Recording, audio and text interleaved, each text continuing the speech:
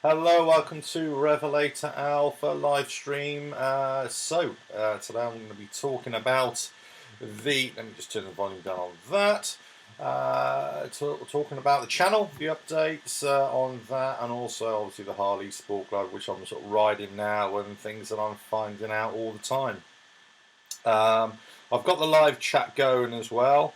So what I'm going to do, I'm just going to not look at myself because there is a bit of a delay in what I'm seeing and maybe what you're seeing and what I'm actually saying.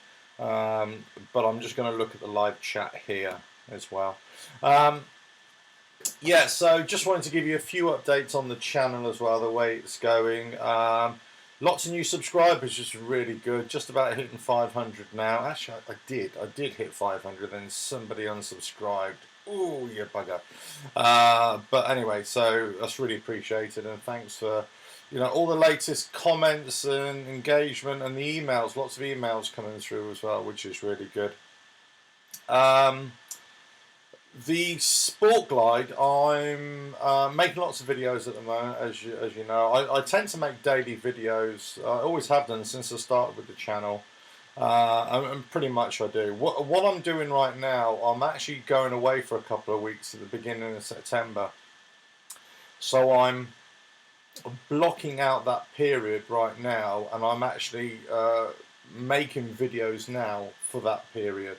And they're going to be sort of channel vlogs, riding vlogs, that kind of thing. And I'm picking different issues as well, and different things to talk about. So there's that coming up. So I'm not only making videos for now, I'm also making videos for a couple of weeks' time. In fact, I've got to kind of make 3 weeks worth of videos in the next week or so, just to cover me going away and then coming back again. And I'm actually going to Florida, would you believe? So if you're there, I may be near where you are. Anyway.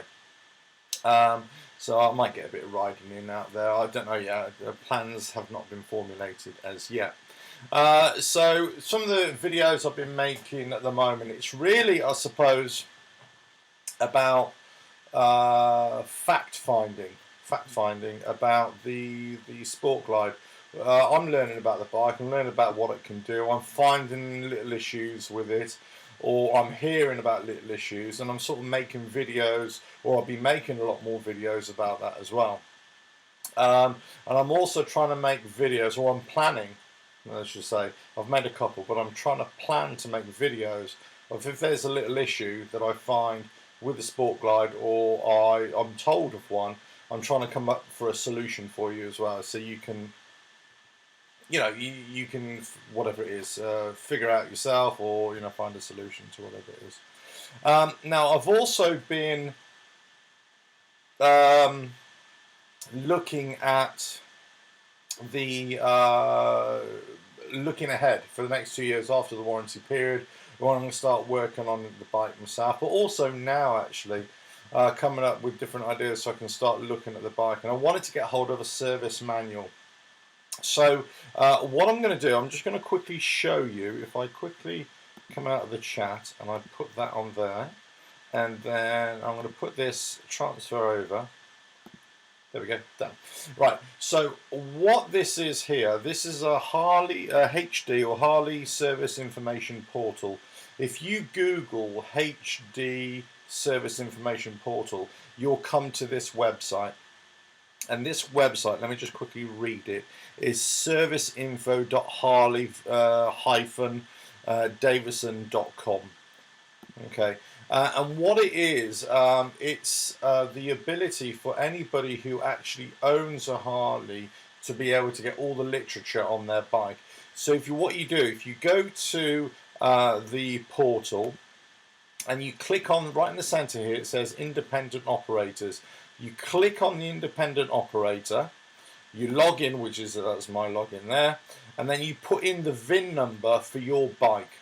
Okay, put the VIN number for your bike, and then you've got access to all the information. You've got owner's manuals, you can get service manuals, you can get wiring diagrams, but really importantly, you can actually get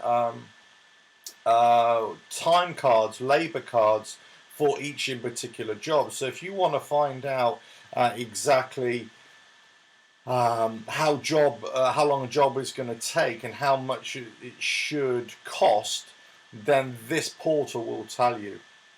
Now, I think, I'm not 100% sure, but I think it's only open to European private customers. American private customers, I don't think it works unless you get a European address. You register this under a European address, then it works.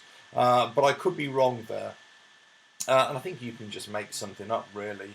Anyway, so if you go as an independent, and you don't have to pretend to be a garage or anything like that, you can be just an independent owner who wants to work on their own bike, put the VIN number of your vehicle in there, and you got access to all the information. Now, apart from things like the owner's manual or stuff like that, let me just come back to this page here.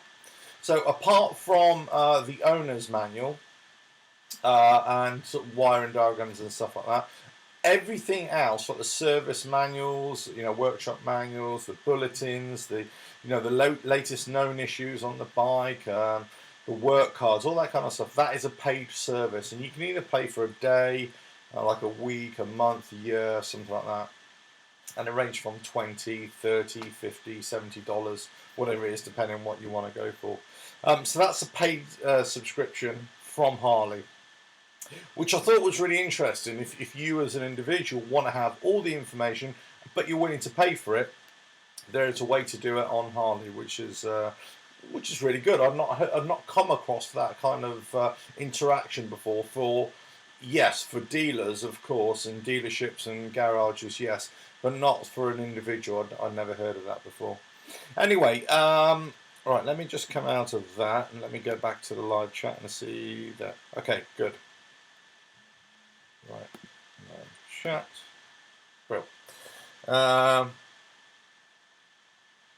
Right, so sorry, just getting a thing there. Right.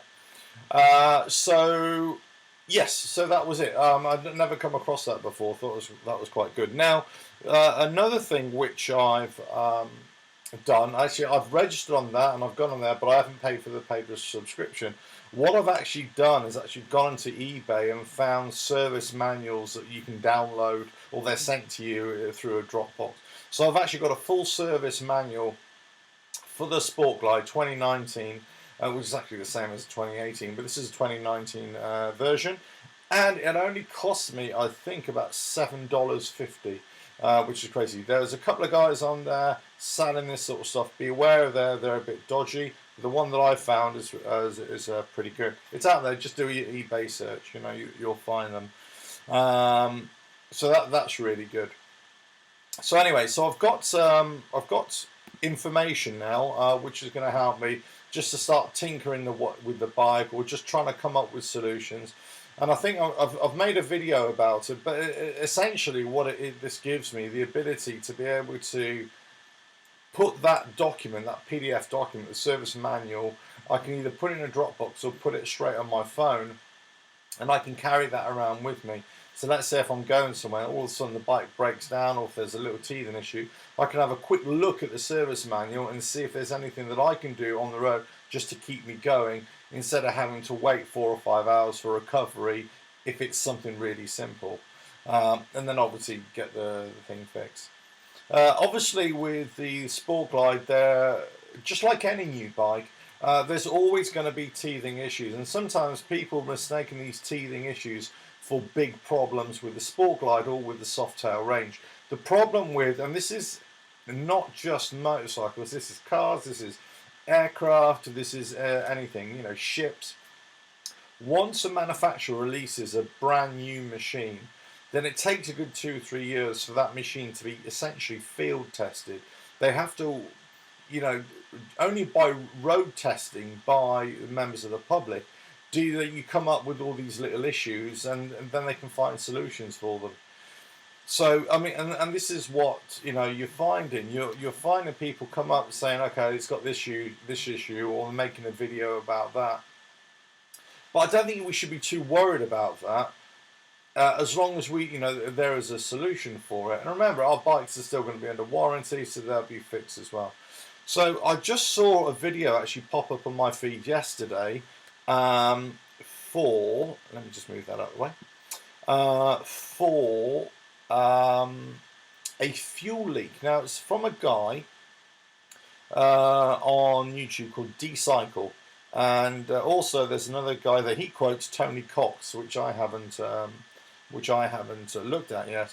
But essentially, they had a D-Cycle had a 2018 Sport Glide. Tony Cox had I think 2018 Softail Slim, and they both had quite significant fuel leaks, and it's actually pouring out of the bottom of the bike.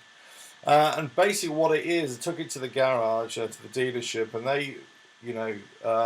they fixed it pretty easily.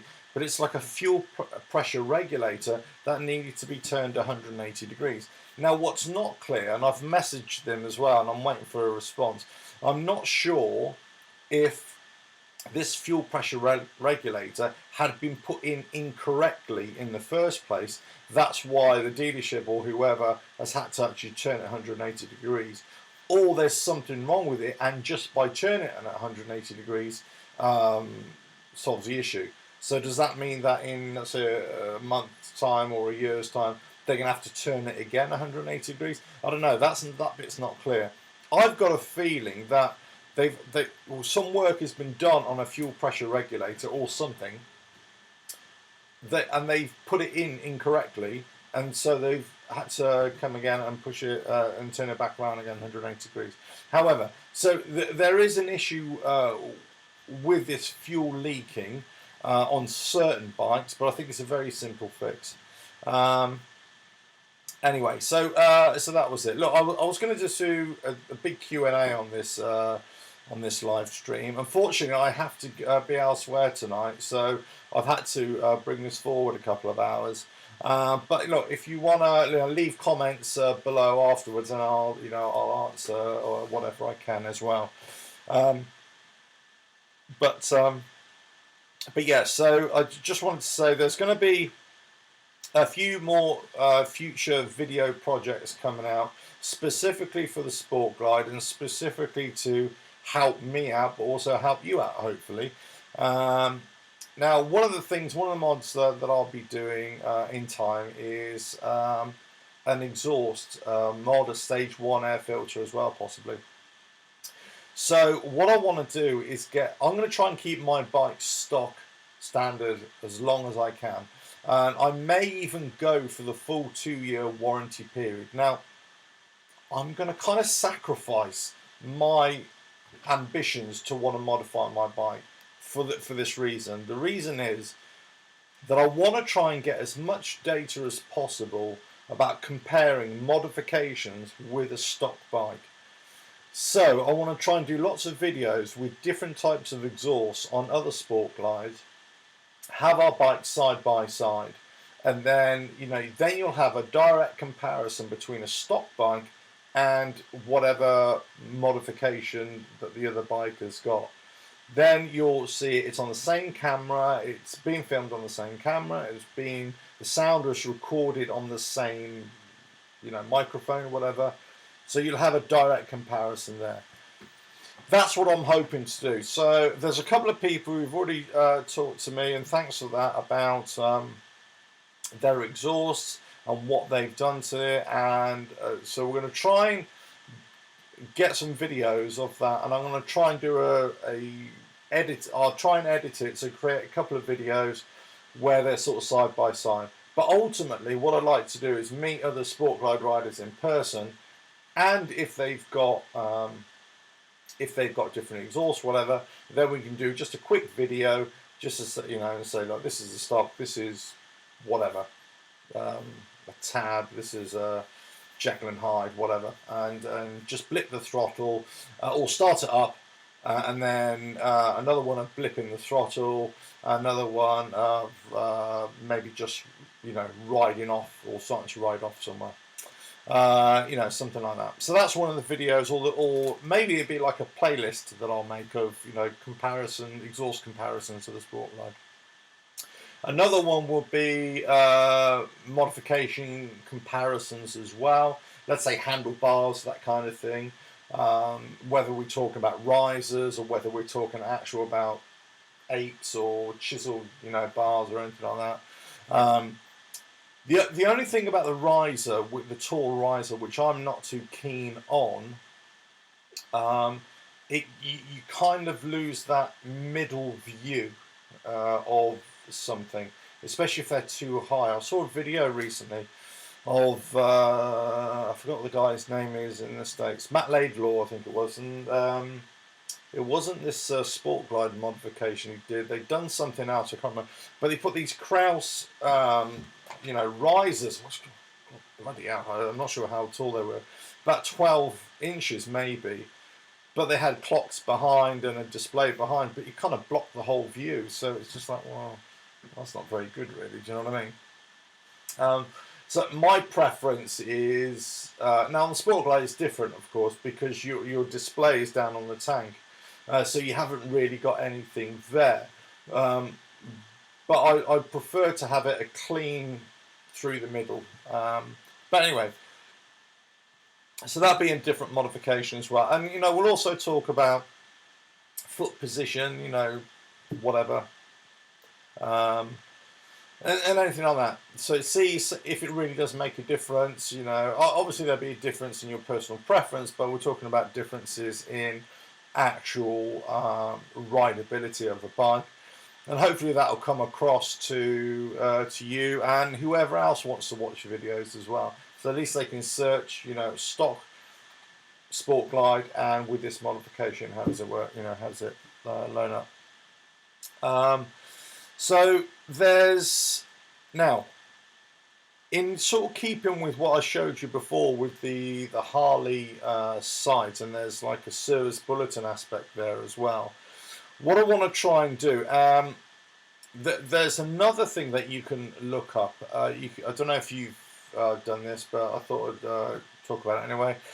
Is join a HarleyDavidson forum, and they've got some, especially on the Sport Glide as well, but all the Harleys really, but the Sport Glide, they've got lots of threads about modifications, and they show a lot of those. I think one of the audience, one of you guys is talking about Laurie, I think it is talking about getting a bat wing for her Sport Glide in the States somewhere.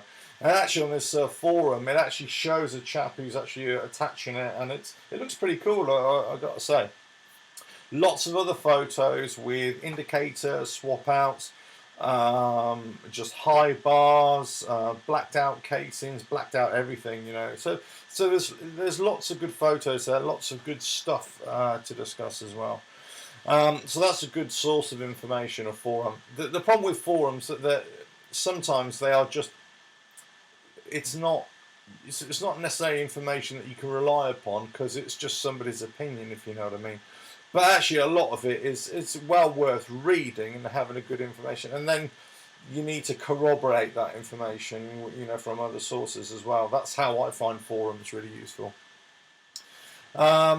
So part of the future of the channel, in terms of the Sport Glide side of this channel, if you know what I mean, is also going to be trying to develop a known problems list with the Sport Glide. And I'm obviously going to be making videos about it, and I'm going to be trying to make videos, as I said, and then for a particular problem, and then finding a solution for that. So that's how the videos will come together. On the website, what I'm going to try and do is develop a page, or like a database of known issues of the bike. But that's something I will need your... Hey Brothers.tv, how you doing, fella?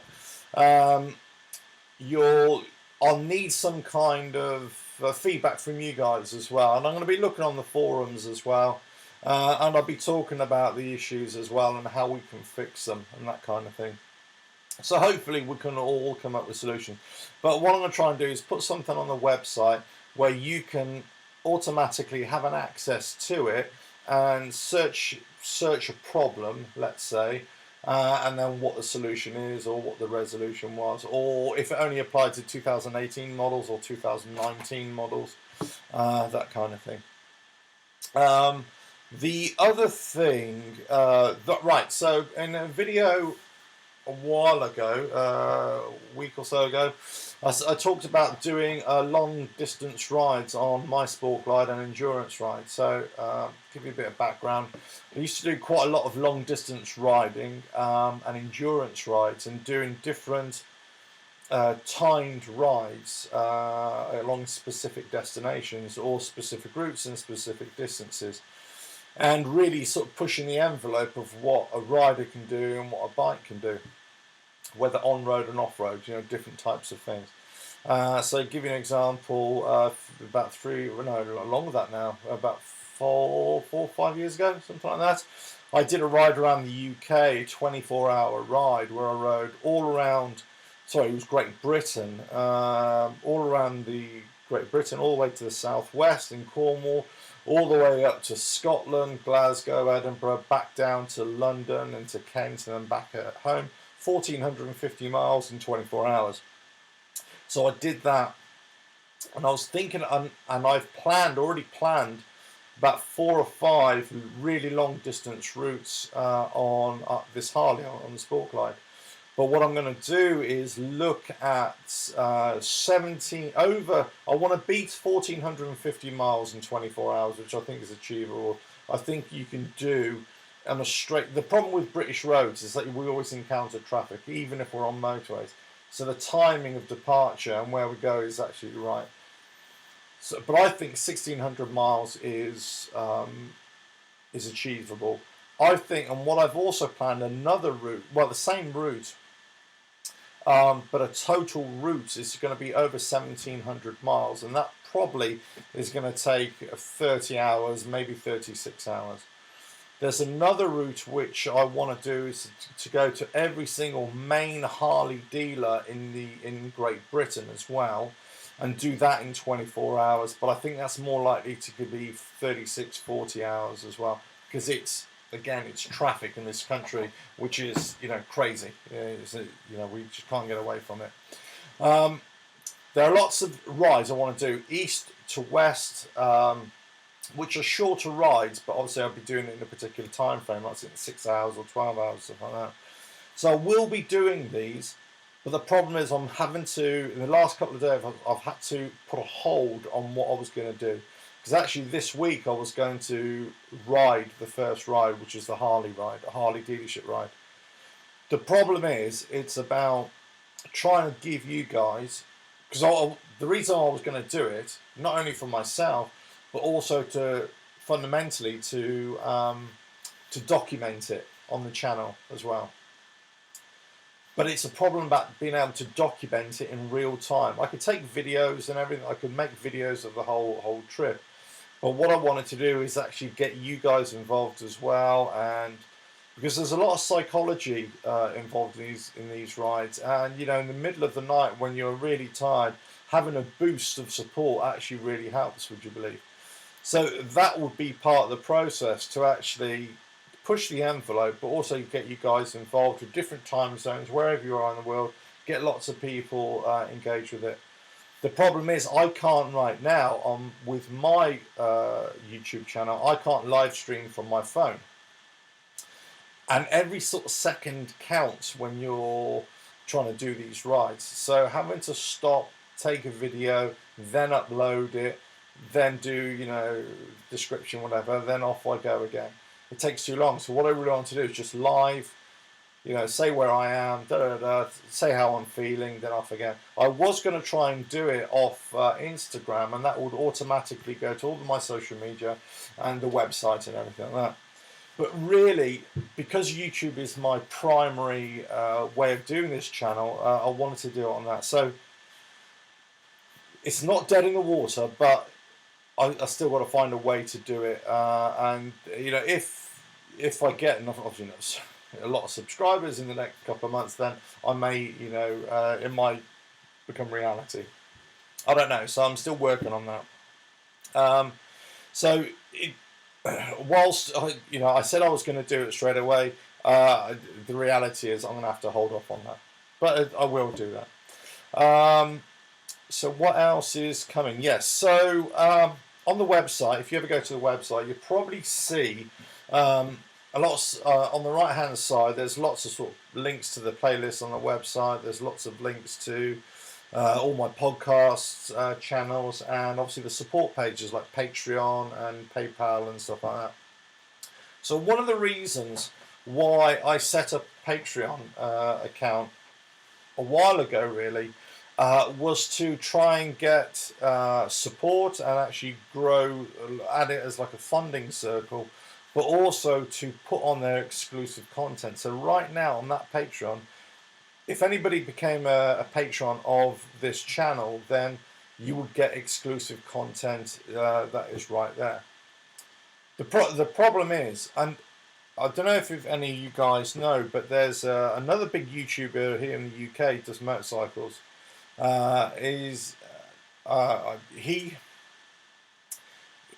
He kind of came a cropper a few days ago with because his channel's got over 100,000, I think.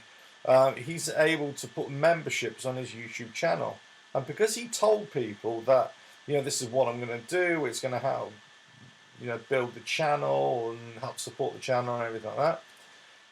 There was a huge, and I mean huge, backlash against him in the comment section.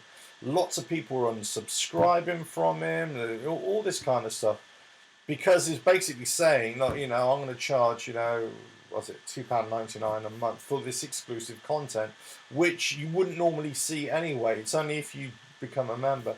Lots of people took umbrage to that, and lots of people, I don't know, they've got to be in their bonnet. So, and it's a similar kind of thing with this Patreon thing. And anytime you ask for money, or anytime you want to try and develop the channel or produce content like a paid for content, then people start to veer away from it, and I kind of understand why. But the thing is, I suppose I look at it, it's completely optional. You either do or you don't. Yeah, hi Philip, how you doing? Yeah, sorry, I just caught your message. Lange and John O'Groats would be a good ride via the scenic route. Yeah, actually, I've got a one of those rides planned. Actually, John O'Groats to Land's End. Oh, sorry. Land's End to John O'Groats, and also another one from there's furthest south, furthest east, furthest west, and furthest north, which is the Lizard, and then it goes to somewhere in Western Highlands, then it goes to Dunnett's Head, I believe, and then it goes to not Folkestone, Lowestoft as well. So yeah, so that would be a great ride. But anyway, so getting back to this Patreon, so whilst people may shy away from it, it also they definitely do help to build the channel, and I think from my point of view, I've been quite open about this channel. So I do it because I want to do it, and I just love producing content. But the reality is that this takes a hell of a lot of my time, and you can imagine all the daily content that's coming out, and not only with the rides, and it's all the coming up with the ideas and all the background stuff. We've all got lives outside of this as well. But fundamentally, although I'm trying to I'm doing it because I enjoy doing it, and I want to try and bring you guys lots of good content, it's also about trying to improve as well. And I'm very particular about how I want to improve certain things. So, this is what the backlash that the other channel was getting, this Mr. and Flyer was getting. They're saying, well, if you just want to improve your channel, you should just buy all this stuff yourself. Which I kind of agree with as well. If you want to buy it, just buy it yourself. But I think there's always a case of people want to support a channel or support a something, then they can have the option to do that. So that's why it's all on my website, and that's why it's all in the description links as well. So say if people wanted to do that, fine. So I haven't really started producing exclusive content on videos really for a while on Patreon. but I will do it at some point. And whether people, want to subscribe to that, that's entirely up to them. I'm not here with a begging bowl or anything like that, because I'm doing okay, with my job. I've got a full-time job and everything like that. The other thing is from a couple of people have asked me in the past, what is this Cocoascope, which you find my videos on as well. So again, if you go to my website on the right hand side, you'll see a link to this Cocoascope. Well, Cocoascope is essentially an alternative to YouTube. Okay, so let's say, unfortunately, it probably has a little bit of a bad name, this Cocoascope, because unfortunately it's a little bit unfiltered, or it's a little bit, lots of adult content gets on there, if you know what I mean, or pseudo adult content as well. And it's not that at all. It's an open forum, really. So you can say, well, I'm going to put my videos on there and put my videos on there. I've always believed if you have all your eggs in one basket, you're setting yourself up for a fall. And I also think what really got me hooked on to going over to Cocoascope as well was, whilst primarily I'm still going to be with YouTube, that is my channel, that's my vehicle to do all this. If, let's say, YouTube start pulling the plug, which they have done on a lot of YouTubers, or they start demonetizing and all this kind of stuff, or they start deleting content, then you've got a bit of an issue. So that's why it's almost like a safety net to say, well, actually, all my content is going to go on YouTube primarily, and then a couple of weeks later, the same video will be published out on Cocoascope or whatever as well. So I'm not suggesting you go over to there as well, but you can go and have a look at it as well. But what you'll find is older videos, or like a week or 10 days delay before the next videos come out. So that's the reason. That's the only reason I've got it there. But I'm also developing exclusive content for there, because there is like a paid option on that as well. So if people want to do that as well. But anyway, I just thought it was really interesting that a motorcycle channel really got in trouble this week. Well, when I say got in trouble, I'd say it came under a lot of criticism from people watching his channel, because he was saying that, well, I'm gonna start producing content that you can pay for, or you can pay to gain access to it. But I'm still going to carry on producing this free content as well. I just thought that was really interesting. So it kind of opened my eyes a little bit to say, what people want and what people don't want as well. Obviously, if you go to the website, you'll see that not only I've got all those links, I've got all the podcasts with, virtually every bit of content that I produce, whether it's about bikes or motorcycle biking life, or my experiences, both on the road and off the road, that's all free. So it's just something I enjoy doing. I've also got a shop as well, lots of stuff there. But again, that's all part of the process. It's about trying to find a way to produce content and fund better content and better things. So I'll give you a classic case here. I would love to do a lot more bike reviews. Okay, I would love to be able to, develop relationships with dealerships and also with manufacturers, as I used to with when I had my motorcycle channel and motorcycle magazine, I should say. But the problem is that they're not going to do that unless you're going to buy a motorcycle and you want to see a variation of bikes. They don't look favourably on that, especially people like us, doing YouTube channels or blogging or anything like that. Because they're saying, actually, you're just wasting our time. You just want this for your blog. You don't really want this, you're not a potential customer. So I fully appreciate what they're saying. But I would love to do a bit more, actually develop a proper relationship with the local Harley dealership, with a Suzuki dealership or a Yamaha dealership, whatever, and just test ride their bikes. But also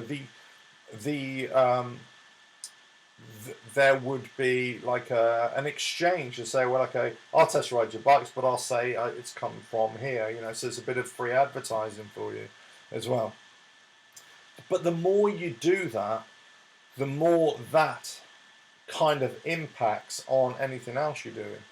So you've got to, it may start impacting on your job, or sort of family life, or spare time that you've got to do other things. So that's where the funding comes in to try and offset anything else.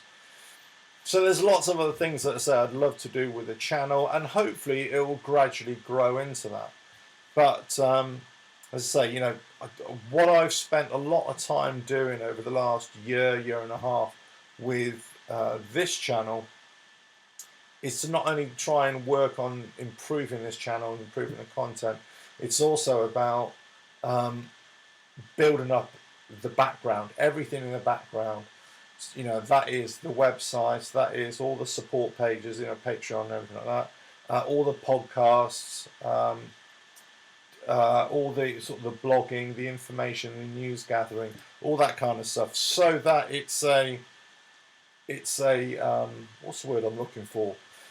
It's not just a YouTube channel. It's pretty much everything in the background, and it's ready to go to take it to that next level, as opposed to being in a position when I'm ready to go to that next level, but everything in my background is just not ready, really.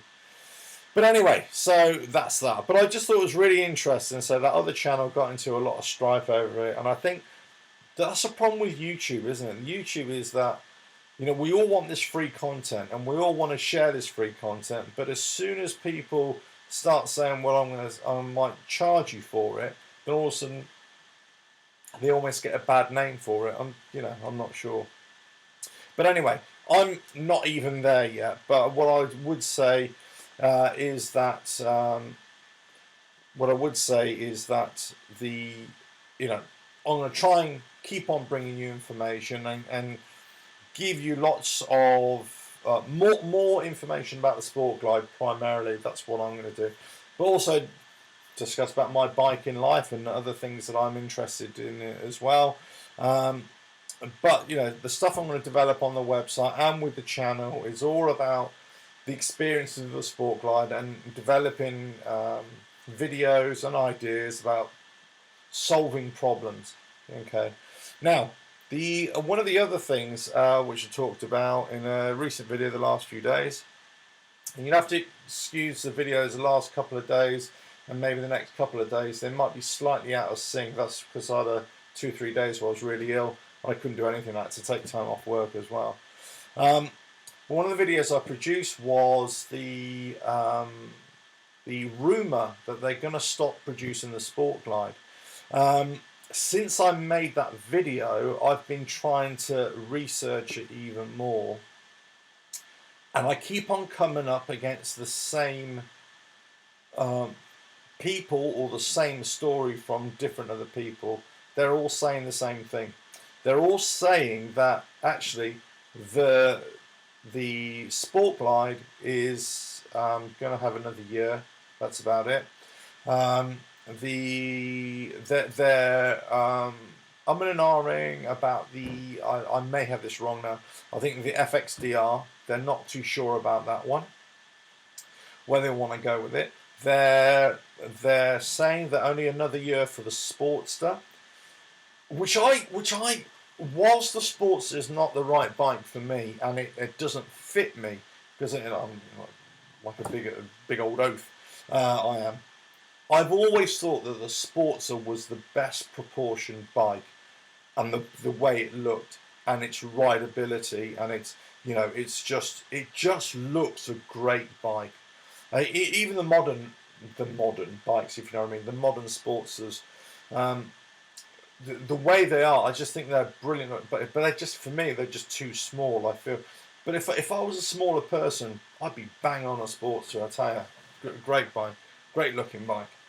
But it's a shame. It's a shame. But that comes down to emissions, doesn't it? That comes down to that engine not being suitable. Now, here's an interesting thing, because I think what I've been told, and I think what other people are reporting as well, is that they're saying that because that Sportster engine is now, all Harley's efforts are going into this new engine, which is going into the Pan American, which is that dual sport, which I'm going to try and get a test ride on. Actually, I'm speaking to Harley Europe this week and see how that goes. There's a custom production bike coming out, and there's also Street Fighter as well. They're using all this new type of engine, which the name completely escapes me right now. But actually, why can't they put that engine in a Sportster frame and just change the Sportster? You know, maybe just call the bike something else or whatever. But fundamentally, it's a Sportster because people like that bike. They like the the compactness of it. They like the dimensions, the overall look. Well, just take out the engine, because it is going to be a similar unit engine. Put that into there. I don't know. What do you guys think? Let me know. I don't know. But anyway, so I keep on hearing these rumours about the Sport Glide, and the now. Again, I'm not sure if this is happening over here in the UK or in Europe and around the world, but I know a lot of the Harley dealerships now are already starting to they're having pre-deliveries or early deliveries of the 2020 models right now. And some people are starting to make videos of what they've already got and all that kind of stuff. There's loads of them. Over the next few weeks, you're going to be bombarded with 2020 Harley videos, aren't you? Oh, look at this bike, all that kind of stuff. Oh, test ride, bike reviews galore you're going to have.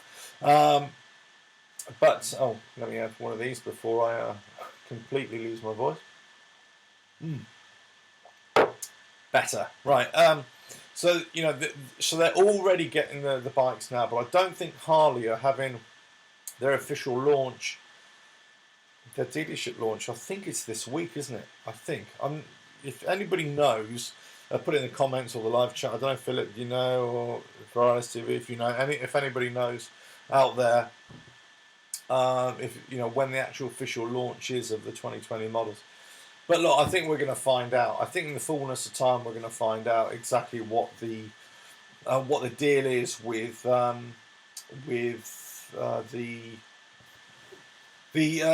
Sport Glide and also the other models as well. Harley keep on talking about they're gonna evolve to exploit new markets and all that kind of stuff, or exploit demographics and everything like that. And there's no doubt, and there's no doubt that they are changing their ways. They are moving away from, what were considered, the staple Harley product, if you like, and they are moving into different markets and different sort of areas and different preferences and styles. So there's no doubt that they are changing, and maybe they're chasing their tail a little bit, maybe whatever. But somebody said, and I can't remember who it was, they said they want to come out with 100 new models, which is crazy, isn't it? Okay, Philip, HC also dropping the 107 cubic inch variant in the Fat Boy. Okay, so just sticking with the 114. That's interesting. Okay, I wasn't aware of that. Do you know what? This is interesting, right? I test rode the Fat Bob, and I think you saw my review as well. That was a 114, and whilst I didn't say it on the video, there was something not quite right with that bike. Now, I don't know if it was that particular bike. I don't know if it had a problem with it. But when I opened it up, and let's say I was going at quite a speed, it flatlined. It in terms of performance, when it got to about 90, 100, I'll just say for the sake of this live stream that I wasn't on the road. I was actually on a private road. It flatlined, and that was a 114 cubic inch engine as well. It was weird. It was like it was gutless. I think there's a problem. Personally, I think there's a problem with that machine. I thought my bike, I hadn't bought it yet then, but the Sport Glide, I had a lot more grunt, and that was 107 cubic inch. In fact, I think I've heard this quite a few times. 107 cubic inch has got more grunt than the 114, which I think is, how does that work? I don't know. Yeah. Yeah, okay. Hi, Steve. Yeah, good to see you in here. Sport Glider was the last model out at the end of 2018. Yes, it was. It came late, didn't it? Because they had to redo all the Softail owners' manuals, I think, as well. So likely on a similar schedule for releasing their updates. Yeah, could be. I don't know, because I think when they went to the 2019 model, I think that all resynced everything with everything else. I don't think they're on a later cycle. I think it could be, I could be wrong here, but that's not what I was led to believe. I was led that 2018 ran its course. As soon as 2019 models came on, that kind of reset everything.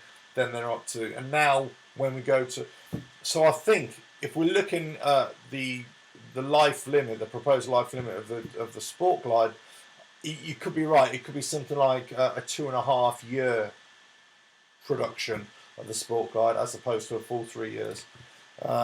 That's if this rumor is true. Of course, you know, it is still a rumor until Harley tell us officially that this Sport Glide is not going to be produced anymore. It is still a rumor. They're saving their best for last. Yeah, probably. Let's see. But yeah, I'll be interested to see what their justification is for what they do with the Sport Glide. I can see with the FXDR how that would alienate a lot of traditional Harley riders, definitely. But I don't see how the Sport Glide can alienate a lot of traditional Harley riders, because it kind of fits that mold. It fits that. It crosses the bridge, the divide between the new preferences and the older preferences. So I don't know. I'd be interested in why. And you know, this is, I think, actually for Harley as well. If they're saying that just because the Sport Glide isn't selling that well in the United States, then that's why they're going to discontinue it. Then I think as a company,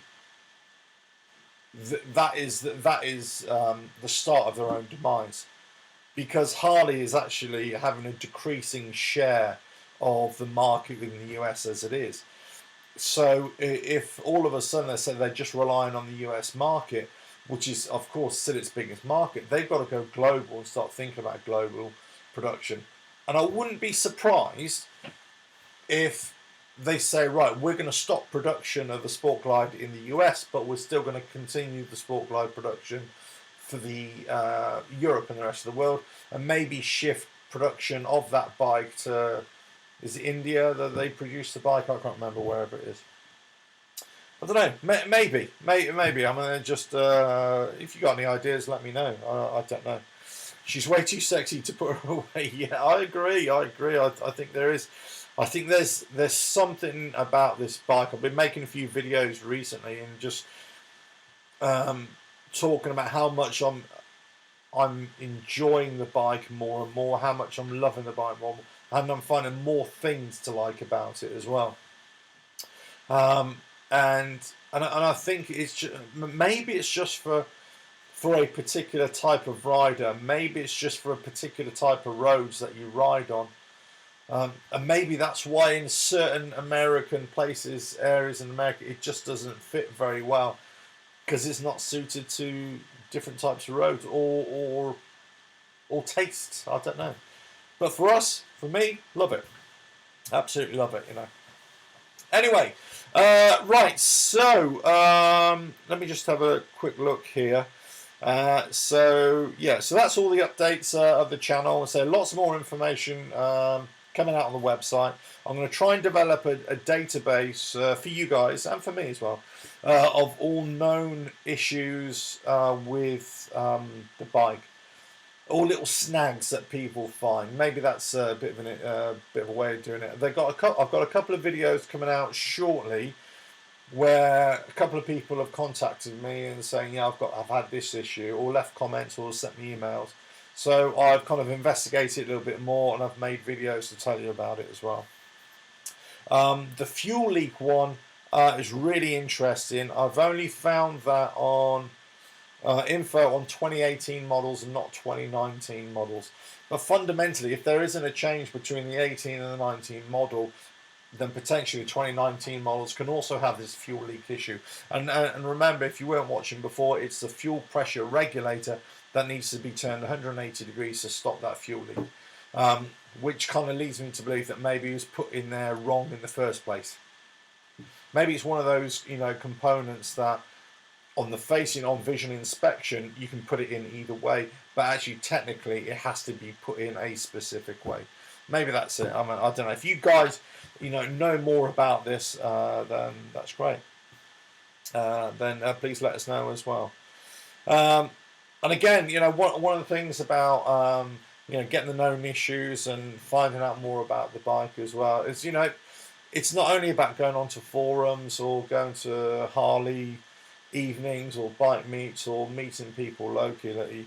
It's about just putting the information out there so that you know, that we all learn off each other, I think, you know, and we all kind of talk to each other, and I'm really happy to do that as well. Yeah, so lots more stuff coming up on the website and the channel, lots more. So I will be going away to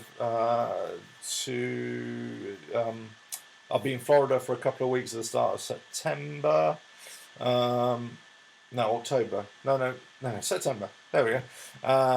So I'll be doing that, and I'll be going out there and doing some stuff. So I'm producing lots of videos right now for them as well. Yeah. Oh, how much was the first service then? Have you told us? I think I did on one of the videos. If not, I'll tell you right now. So my I'm sure I did say on one of the videos, but maybe I didn't. I can't remember exactly what I said. But the final price I got was £285.99p, which they price match for me. So I've got to say my local Harley dealer here were excellent actually in that regard. So I've got to say. I'm having a problem with random people touching her. Do you know what? A good stick usually stops people touching your bike. You know, get out of it. Or a whip or something like that. Don't know. Whatever floats your boat. And starting her. Yeah, thank you. Yeah, so 285. Now, interestingly, is it Llewellyn Collier from Wales? I'm not sure exactly where he is in Wales. He sent me a message. I can't remember if it's an email or a comment, but he said he got his first service down to £240. Would you believe? 240. Wow. So this is what I'm going to do for my first 5,000 service, and also for the 10,000, 15,000. Each time I'm coming up to the service, I'm going to phone around. And I'll probably start making more videos about it and start, you know, discussing this issue as well. I'm going to phone around and see, first of all, is it cheaper elsewhere? Can they price match it here? If they can't price match it, then I'm going to say, well, actually, maybe I'll just include the service in a kind of long ride out somewhere. So I might ride it to Wales or to Scotland or wherever, get the service done there, then ride it back. If they can't price match it where I'm here, I'm not going to be loyal to my local Harley dealer. I want to have that kind of relationship with them, but not if I'm going to be outrageously ripped off. It really depends what the price is and what the price differential is. Let's say I'm not going to ride, you know, 100 miles just for a £20 difference. There's got to be, you know, a substantial difference in what I'm, you know, being quoted. Right. Let's have a look then. Yes. So those future videos, which I'm going to be doing with the comparisons of the bike, I'll be looking. You know, if you ever want to contact me, take a video of your modification, especially if it's an exhaust modification, So one pretty close up of the bike, you starting up, the sound of it starting up, and also just blipping the throttle a little bit, and just, you know, running it like that. If you want to send me that video, and we'll work out a way for you to do that as well, what I can do is then edit that into a video and make it like a comparison video between my stock standard Sport Glide and yours, you know, with your exhaust modification. Therefore, everybody can see it side by side. But I say, hopefully, what I'm going to try and do is meet up with as many people as I can over the next few months, whatever. There is a Harley meet soon down the road here, so I'm going to try and see if I can speak to a few Sport Glide riders down there and get videos of us together side by side, and then we'll see a direct comparison as well. Right, what else? What else is there to say? Crikey, I've been on here almost an hour. Right. I just want to give you a little heads up here. Right. So this is my kind of a gal, as they say. Right, I'm into, as I say, I'm into my endurance rides. I'm into my long distance rides. Okay. But I just come across an article in one of these magazines here in the UK. I'm also part of Motorcycle Action Group, which is like in the States, it's called the Abate, or whatever it is. You know, it's riders' rights and all that kind of stuff. But anyway, there's an article here from for the Iron Butt Rally Challenge in the US, which is doing 11,000 miles in 11 days, right? Which is really cool, 1,000 miles a day, which is doable, especially if you're riding, you know, highways, motorways, freeways, or whatever they call them over there. But this lady is the first lady ever to win it, and her name is Wendy Crockett from South Dakota, USA, and she's a real petrol head. You know, she works as a mechanic. She's, you know, rides a Yamaha FJR 1300, 200,000 miles on it. I mean, she's, you know, hardcore biking girl. And fair play to her, fair play to her. I'm surprised she's the first woman to win it, though, because I'm not genderist at all. But fair play that she is the first woman, fair play that she did that. I think she covered 12,998 miles on her bike to actually do this. Because they have to go through different sections, then I think they go ride from point to point as well. So there's a hell of a lot of riding in 11 days there. That's right. So that really appealed to me, that story as well. Right, Steve. Let's say had my 5,000 mile service done at Huntington Beach, Harley in California. I actually know Huntington Beach HD. Would you believe?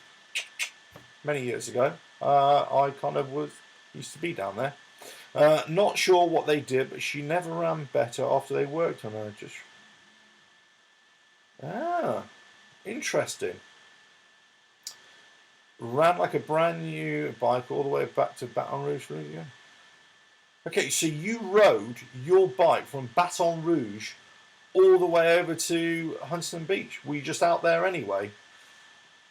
And you just happened to be there, so you just popped into the local Harley dealers. Is that what happened there? That's interesting. That's interesting. Do you know what? I'm glad you've mentioned that, because I actually found that when I picked up my bike from after the first 1,000 mile service, in that it wasn't necessarily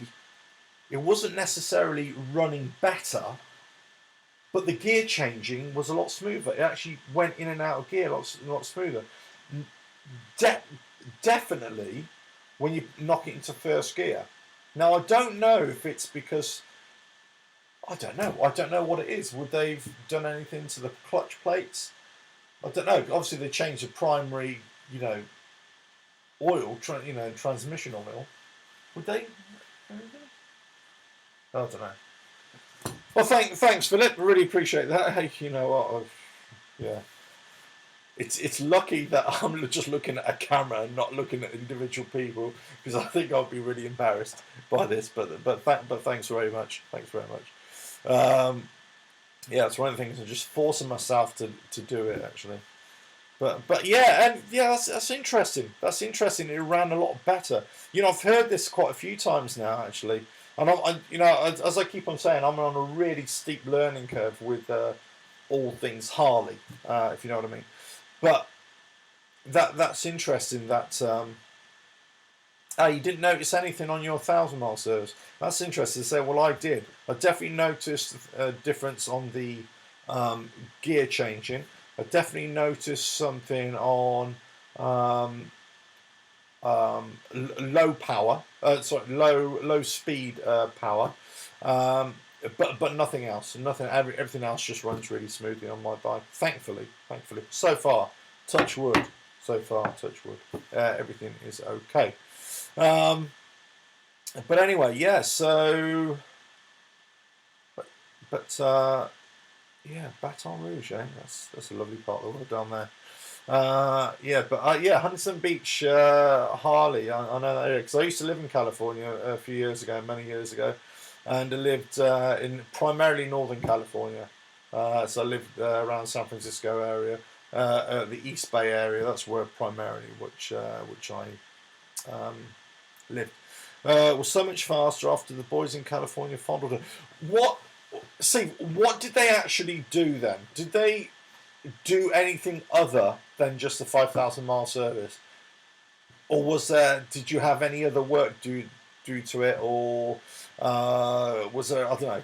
Did they clean an air filter or anything like that? You know, did they give you any feedback why your bike might have been running a little bit? Did they change the mapping or anything like that? Did they reset the stage one? I mean, I don't know actually. I actually don't know what they do on a 5,000 mile service off the top of my head.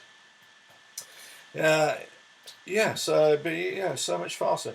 Now, when you say faster, is the actual bike faster, or is this related to the video that I made a few days ago, or published a few days ago about getting a faster running engine, faster revving engine because of the differences in the way you brake in an engine? Is that what you're talking about? Wishing you all standard at 5,000 miles, 5,000, 6,000 miles. Yeah, could have been. Yeah, don't know. Interesting though, isn't it? Interesting. I still think it's a bit of a puzzle. How engines loosen up. You know how they, over a period of time, you get better. And I talk about this all the time because when I was, a kid growing up, with off-road bikes, dirt bikes, trail bikes, all that kind of stuff. We're constantly breaking engines and putting pits. So you'd always have to run them in. And we'd experiment because we'd run through pistons and piston rings really quickly, as you can imagine. Doing the scrambling or motocross as they sort of call it now. But we'd often find sometimes if we just go hell for leather with it straight away, it'd make a difference. Sometimes we'd blow them up, pretty soon. Other times they'd run for quite a long time. Sometimes they'd be run quicker. You'd actually feel the engine accelerate quicker, rev quicker, and other times it seemed to labour a little bit as well. So, but everything else was the same. It was just that we changed the piston rings, or we give it a good service or whatever. So don't know. It's a mystery to me. Quicker and top end all across the range was just wanting to run. Interesting. That is interesting. Well, I'll tell you. I mean, have you actually pushed it to its top speed yet? Have we got? Because I'm hearing about some getting over 120 now, about 125. So I think I saw somebody touching 130. They told me. I don't know if it's true, so I don't know.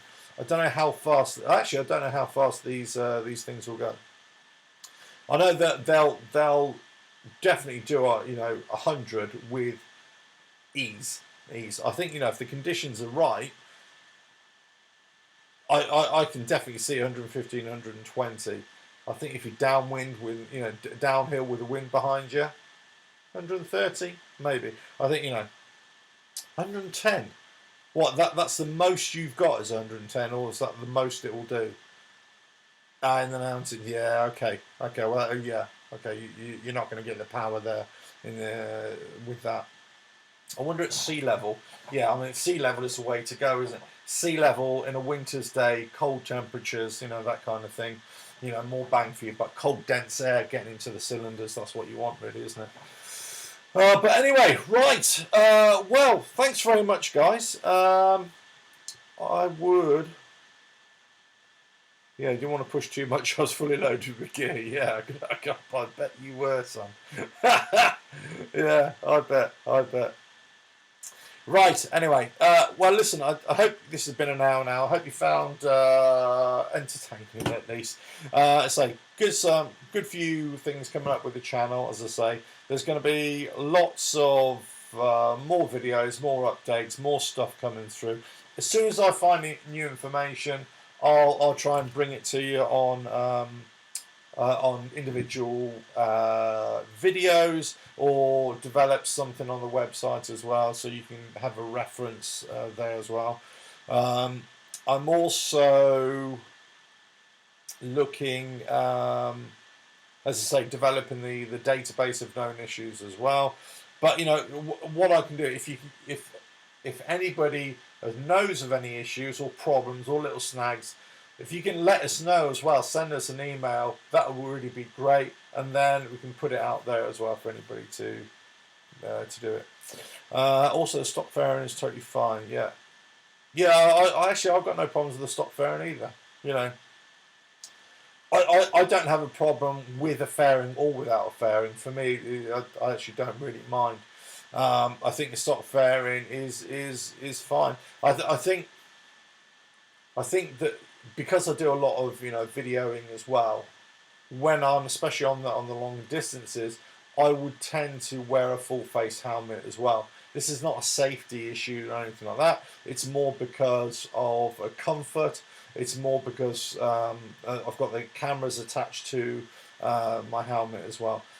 So that's where the fairing doesn't really bother me that much, whether it's on there or not. When I'm riding around just locally within a few miles, I kind of wear an open face helmet, especially if I'm not doing any videoing. And you know what? It doesn't bother me whether I got the fairing on there or not. I actually quite like, I quite like the wind in my face always there. Yeah, I guess some people want to feel no wind at all. Yeah, maybe maybe needs to drive a car. Yeah. I feel it, but I've just bumped your subs up to 500, don't you? Bless you, my son. Bless you. Hey, why didn't you subscribe before, eh? Just waiting to see, eh? No, thanks very much. Really appreciate that. There you go. Hit 500. You've hit it here live. 500. Brilliant. Right. Anyway, I really should go. Unless you've got other questions, let me know. I actually, would you believe, with all the stuff that I do on the channel, on the website, and the blogs and podcasts, my favourite thing has been doing the live streams. I just find it a lot easier to do, and I'm trying to be a bit more structured. That's why I keep on looking at the computer, by the way, here. I'm trying to be a bit more structured in the way I'm delivering it now. But actually, I quite enjoy doing the live stream. Do you know what? From a YouTubing point of view, it saves on so much work. Because this just goes out live and then it's automatically stored on YouTube, and then anybody can watch it later on. So, there's no editing, there's no, hours in front of a laptop, just, do that. So, Steve did have an issue with my exhaust separating where the chrome and black meet. Is that with the clamp? Is that where the clamp had let go? Huntington Beach fixed, no issues now. Okay, that's good. Then there's a clamp issue. I'm assuming that's what you mean there. Is that the stock exhaust or different exhaust on there? Because now who was it who told me? I think a chap from Wales, Llewellyn, I think his name is. He said that he just fitted a tab exhaust, and there's a bit of leakage from where the muffler attaches there as well. Yeah, the clamp. Yeah, Steve, that's right. Yeah. So, and he was said, and he was going to try and find a solution. Apparently, Tab's saying that there should be, it's okay to have a bit of leakage there, but he was going to try and tighten that up or fix that a little bit. So you got stock exhaust as well. That's interesting. That's interesting, that is, isn't it? But yeah, so obviously it's just a clamp issue, I think.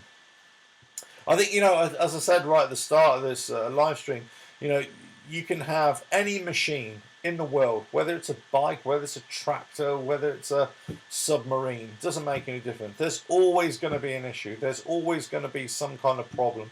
They're machines. That's why, you know, they will break, you know, from time to time.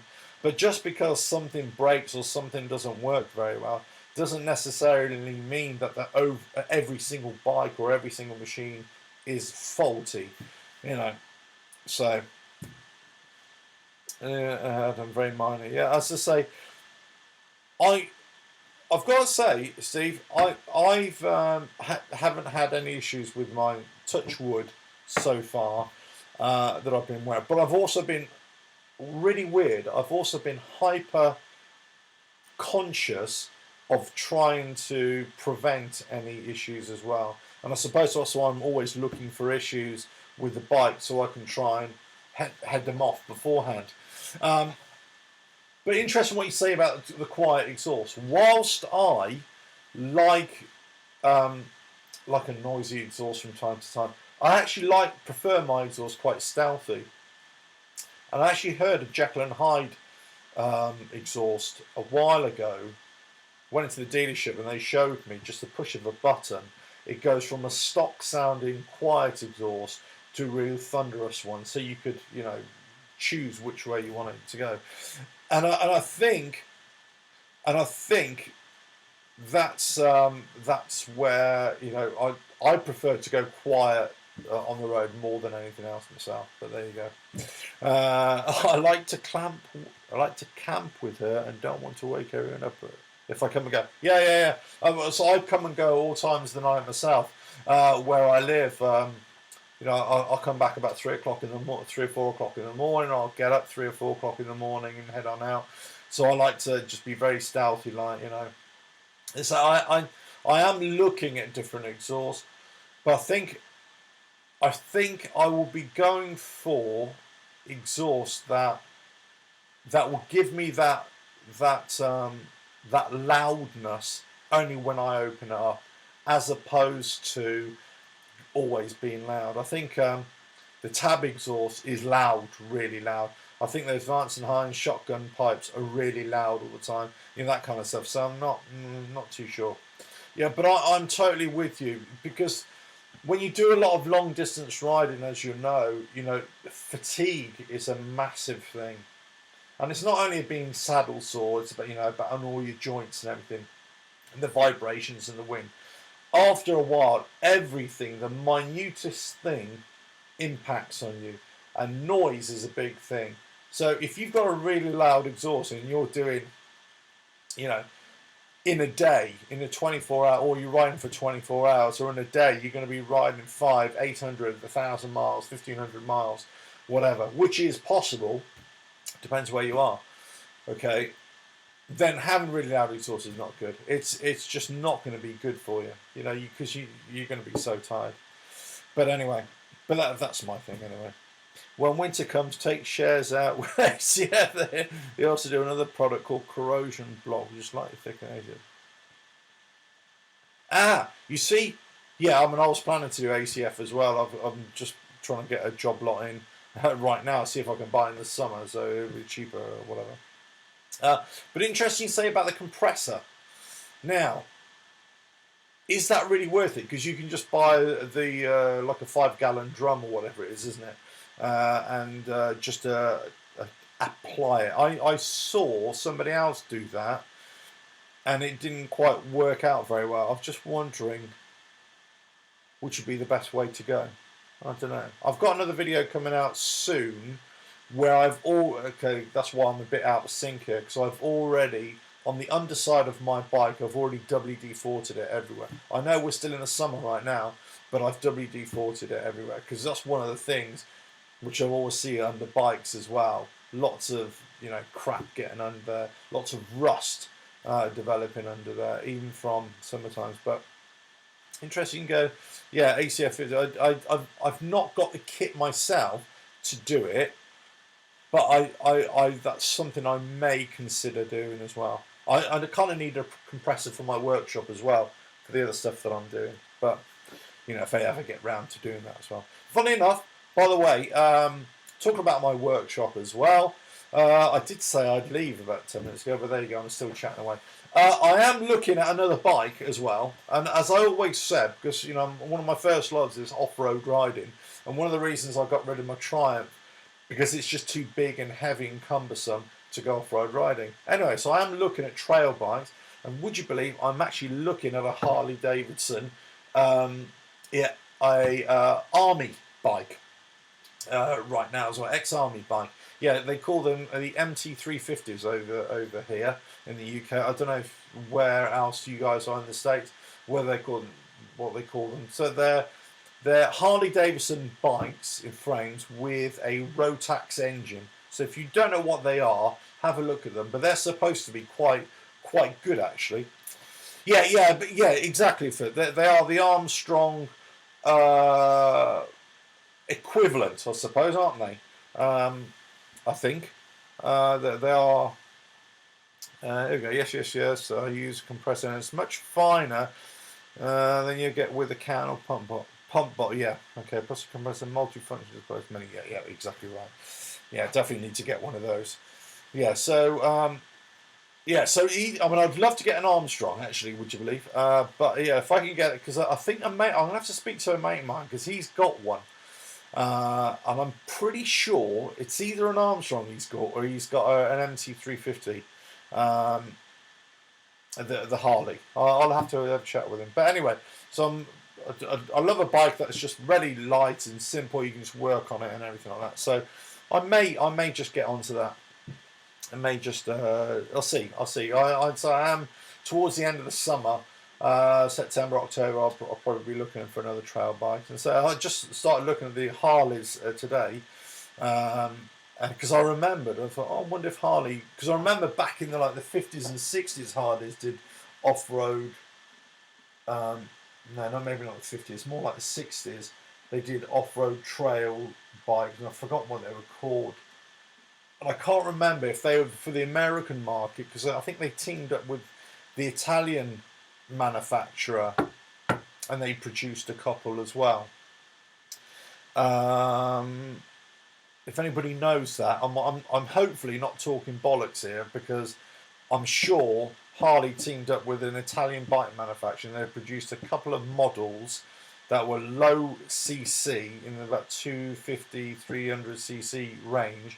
And I'm sure one of those was an off-road type of variant, or like a scrambler type variant, or trials type variant. Anyway, Philip, either Armstrong or early CCM 604.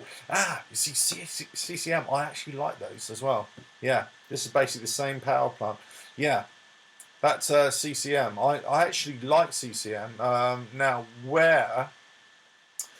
I'm just trying to think. I was at in the UK. I don't know where you're from, Philip. So apologies if I'm speaking out of turn here. But if you're from the UK, you'll know about the Motorcycle Live. Anyway, so last November I went to Motorcycle Live here in Birmingham, and CCM had quite a big display. Actually, I was really surprised, because I was surprised when I went to Motorcycle Live 4 or 5 years ago, maybe something like that. CCM with just one little gazebo stand, with one bike. Now all of a sudden CCM with quite a big bike. So there you go. I think Heidi made an off-road bike in the AMF years. Live in Liverpool, dear. Oh, okay, excellent. Okay. Yeah, interesting. Yeah, maybe I wasn't talking bikes. I'm sure I've seen them with. Obviously, Harley have got a big off-road pedigree, from back in the day, from the 1910s, 1920s, of course, when they were going head to head with Indian and other, manufacturers as well. And let's face it, it was all bloody dirt roads back then, wasn't it? So, I'm talking about modernish bikes. because you don't really associate Harleys with off-road riding. And I think this is where this Pan American is going to be interesting for a lot of the stalwart Harley riders. You say, well, you can't take Harleys off-road. Yes, you can, and they have a massive heritage as well. So it'd be interesting to see. But I think that Harley Pan American adventure bike is just going to be like every other adventure bike. It's going to be too big, too heavy, too cumbersome for the off-road, unless they've really made it as light as they can, but they've also compensated with it being relatively a low seating position, so you can reduce your centre of mass. But also, if they get the gearing right, if they get the gearing that it's very short gears and not traditional really long gears, Harley gears, because that will kill the model. In the off-road riding world, you need short gears, and the shorter the better. I had the big adventure bike, the Triumph, and I was always complaining at how too long the first and the second gear were for off-road riding. You know, if you're just riding trails, they're fine. You know, flat, hard, compacted trails, no problem. But if you're getting in serious stuff, you need short gears. As simple as that. Right. Anyway, CCR made in Bolton, Manchester. Yeah. Good brand, actually. I actually really like them. They are, yeah. So I've got a lot of time for CCM. A lot of time for their. Now they make a range of bikes, and I don't know, they make quite a few. I'll have to go up onto their website and check them out, because they're pretty good. Do you know another bike I've actually been interested or looking in recently? Because from off-road riding, I either want something that is just, you know, I can just throw it, bin it on the floor, and, you know, just pick it up when I need to, and away I go. But I've actually been looking at the Royal Enfield Himalayan as well, and that's similar to you know, some other bikes where in India they take them all over the place. Actually, I know quite a few guys over in India, and they rave about them. They absolutely love them. They think they're fantastic. I still think they're too heavy for, you know, decent off-road. But anyway, I'll probably end up going with a Kawasaki 250cc or something like that. You know, just an old bike. But there we go. Anyway, right, I'm definitely going now. I'm definitely going. Thanks, guys, for tuning in. Thanks, Steve. Thanks, Philip. And yeah, that was really good. Really enjoyed that. So, lots more coming up. Lots more videos coming up. Thanks for that. And, well, enjoy your evenings, everyone. I'm going to go out and have a bit of fun myself. Right. Pondering adding a fan to the oil cooler, being in the deep south and dealing with stoplights in the city traffic. See, that's interesting. Do you know what, Steve? You see, I was going to go then, but I'm not now, because I'm going to speak to you about this. I've thought about this as well, about the oil cooler at the front, and whether extra cooling would be good. Now, you're going to have to excuse me because I've forgotten what it's called, but isn't there on the MA engine where it shuts at hot temperatures, where you're not riding the bike, where you're stationary rather, I should say, it actually automatically shuts down the rear cylinder, and then it only kicks it back into life when you start riding off, so that the oil cooler only feeds or works at the front cylinder or something. Is that right? I'm pretty sure. Buongiorno, Mike from Nashville. Glad I caught you there. Oh, bless you, Mike. Thanks very much. And thanks for the picture that you sent me of your cool ride. Really love that colour as well. As I said to you, the last time I rode the Sport Glide before I actually put pen to paper was that exact colour, so it was great. Buell used to run a safety program. They used to drop a cylinder if it got too hot. SHD have this. They have. I'm sure they have. I'm sure the MA engines on the Sport Glide and all the new, Softails, And I'm sure that this is what exactly happens. That rear cylinder is shut down if you're stationary, you know, and it's hot, and you know, and it's a way of stopping that rear cylinder from getting hot. I'm pretty sure. Yes, Steve. Do you know what? You can quote me, but if I'm wrong, I'll eat my hat. Because I'm pretty sure that this is what happens. I will have to dig it out, and if I dig it out, I'll go back into the comments on this live stream, and I'll leave it on there, and I'll try and leave a link where I found it or something. But I'm definitely no more. But it's something that automatically, and it's not AMPS, but it is something like that. There is an acronym, not an acronym, but you know what I mean. There's 4 or 5 letters, no, 3 or 4 letters that actually stands for whatever, rear. I don't know, rear cylinder shutdown or something. I don't know. But yeah, have a look into it. I'm pretty sure that on the M8 engines that this actually happens. It automatically does it. I could be wrong, and I could be talking about another type of Harley engine, which I'm pretty sure I'm not. But anyway, the Buell XB range had a fan behind the rear pot, which kicked in to draw air across the motor. Should this, yeah.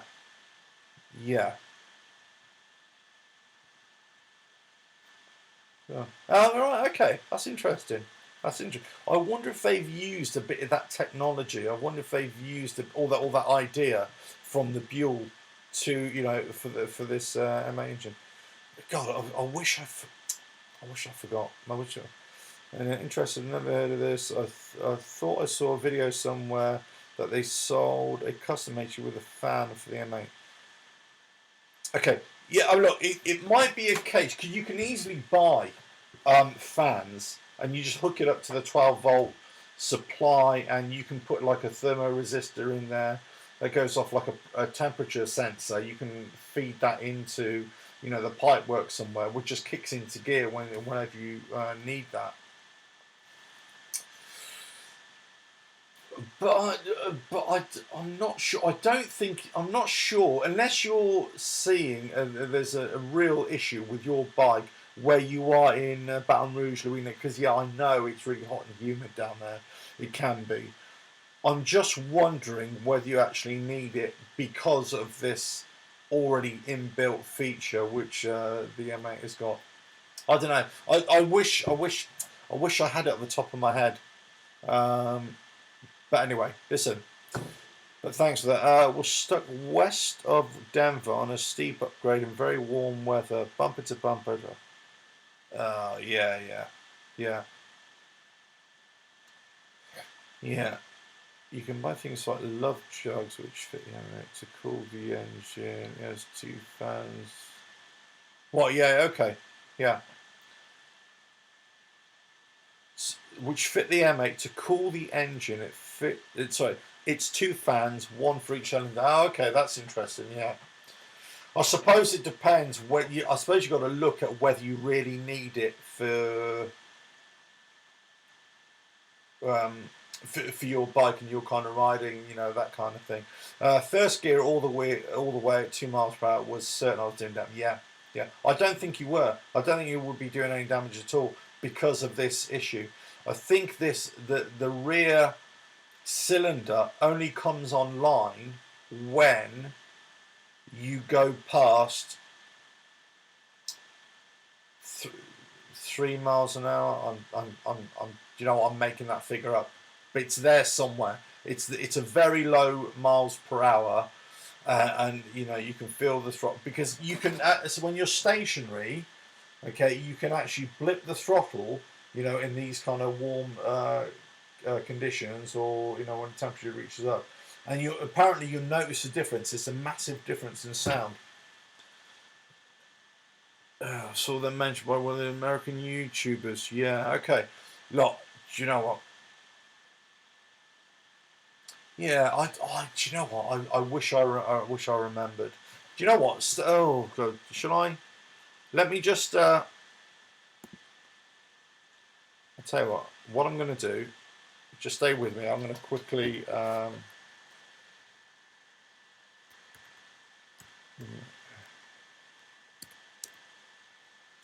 Milwaukee 8 engine rear cylinder, cylinder shutdown.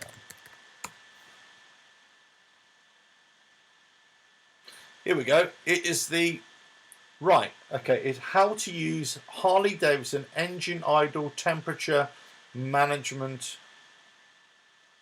Here we go. Right, hold on. Right, I found it. Okay. Right, I found it. I very found it. Hold on. Right. Accept. Okay. Shut up. All right, here we go.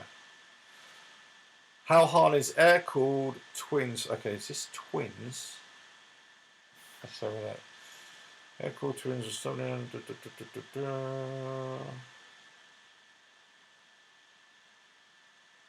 One feature. Hold on. One feature engine into air-cooled Harley engines, featured a rear cylinder cutout. Yeah, the RCC. Now, does this fit into the M8? Let's have a look. Hold on.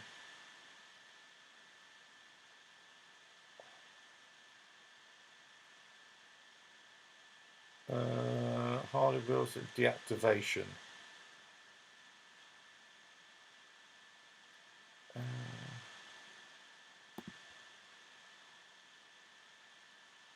That's it. Okay, here we go. Hold on. Wait a minute. It's called. Right, hold on. Right, I'm trying to do this quickly, but it's called the. Oh, crikey, what have I done here? Right. Wrong one. It's called the E. That's it. You bugger. Right. It's called the Engine Idle Temperature Management System, which is called the 8 EITMS. That's it. I knew it was an AMPS or something like that. Right, so that is, and I'm pretty sure that relates to the M8 as well. I'm just trying to get a video here because of live streaming. It's cutting down my.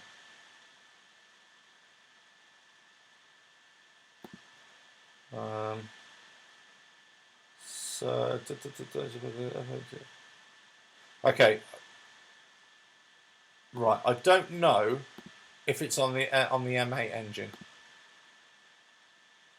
I don't know if it's on the M8 engine because my internet is playing up because I'm live streaming as well. But if you can find out if this EITMS engine idle temperature management system is actually on the M8, I'm pretty sure it is. So that's why you wouldn't be doing any damage on your bike, Steve, if you were just riding at 2 miles per hour. But anyway, that'd be interesting. So that'll be one of my next things now. So I'm going to go away and probably end up delaying going out soon because it's going to bug me now. What it is. But anyway, look. So that's it. I'm definitely leaving now. I've got to go. Look, I'm all dressed and ready to go out as well, out the door. But anyway, right. So thanks for watching. Thanks for all the support. Thanks for all the comments as well. I really appreciate that. And please, if you want to ask anything, just email me. That's probably the best way to contact me. As I keep on saying, email me via the website because I'm always working on the laptop, whatever, working on videos and stuff. So they just flash up and I can respond there and then. Anyway, right. Thanks, everybody. Please like, share, subscribe, all that kind of good stuff. Check out the website.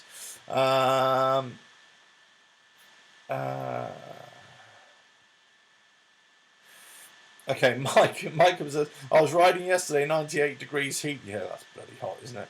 My naughty bits, your man bits, were cooked from the rear cylinder. So I don't think the rear cylinder cut out. Oh dear. Do you know what you should do? Put a bit of tin foil down there so that reflects the heat back away from your man bits. You see, you heard it here first. That is a Sport Glide hack. That's it. Bit of tin foil down there. Job done. Right. This is my dog, by the way. What do you want? Hey, what do you want? Right. Gotta go, guys. Right. Thanks for everything. Catch you on the next video. Or series of videos, whenever that is. All right. Yeah, Mike, tinfoil. Telling you, it does work. I don't know what you call it over in the States. Tinfoil. Is it the same? Aluminum, kitchen aluminum. That's what I mean. Do you know what I mean? This is HD's version of birth control. Yeah, that's right. Oh dear. Classic. Right, okay. Gotta go. See you, lads. Take care, and I'll see you on the next, the next videos, live streams, whatever, coming very, very soon.